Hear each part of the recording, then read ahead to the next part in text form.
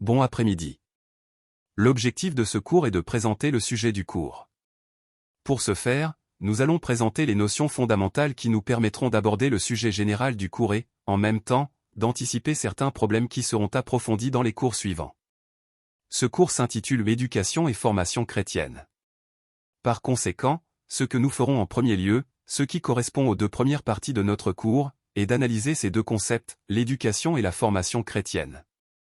À partir de ces deux notions, nous pourrons situer, en troisième lieu, le concept d'éducation chrétienne en relation avec le sens chrétien de l'éducation, qui est le titre de tout le cours. Lorsque nous parlons d'éducation, nous faisons référence à quelque chose qui est propre à la nature humaine. C'est pourquoi notre première partie s'intitule Éducation et être de l'homme. L'éducation ne doit pas être confondue avec un type de processus purement biologique, de croissance ou de maturation, comme cela se produit dans toutes les espèces animales, ni avec ce type d'entraînement que l'homme peut également faire avec les animaux. L'éducation est, selon un élément classique du concept d'éducation, quelque chose de propre à l'homme parce que l'homme est un être rationnel.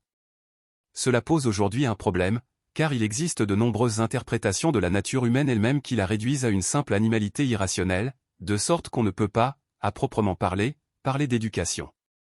Aucune anthropologie compatible avec la vérité de la nature humaine et avec la foi chrétienne ne peut se passer de cet élément primaire que nous soulignons, l'éducation est quelque chose de propre à l'homme parce qu'il est un être rationnel. Lorsque je dis rationnel, je ne fais pas référence seulement à la raison dans un sens technique scientifique, bien sûr, mais à la nature spirituelle de l'homme, à sa capacité de comprendre et d'aimer, ouverte à la transcendance. C'est ce qui caractérise l'homme en tant qu'être vivant. C'est l'intelligence et la volonté qui font que l'homme peut être éduqué. Mais, en plus, l'intelligence et la volonté, telles qu'elles se donnent chez l'homme, font que celui-ci doit être éduqué. De l'être rationnel de l'homme, comme être rationnel fini et être rationnel propre d'une substance qui, en même temps qu'elle est spirituelle, et corporelle en unité substantielle, se dérive deux propriétés chez l'homme, l'une est son éducabilité. L'homme est éducable, c'est-à-dire qu'il peut être éduqué.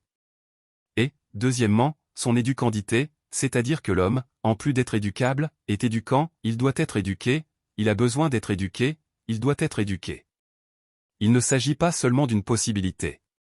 Il a le potentiel d'être éduqué parce qu'il est un être rationnel, mais, parce qu'il est un être vivant rationnel fini, il doit aussi être éduqué, il a besoin d'éducation.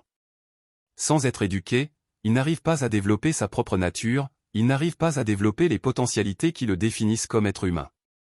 La nature humaine, sans éducation, est même frustrée en tant que nature, car elle ne s'actualise pas chez l'homme la capacité de comprendre et la capacité d'aimer.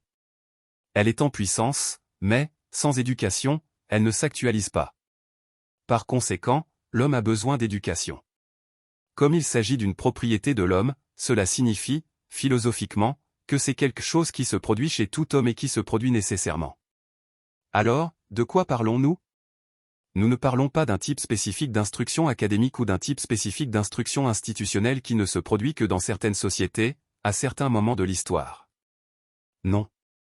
Nous parlons de quelque chose de beaucoup plus basique et de beaucoup plus primaire. Nous parlons de quelque chose qui se produit dans toute société humaine. En fait, dans toute société humaine, il y a de l'éducation. L'éducation accompagne l'homme partout où celui-ci se réalise dans les faits du temps historique.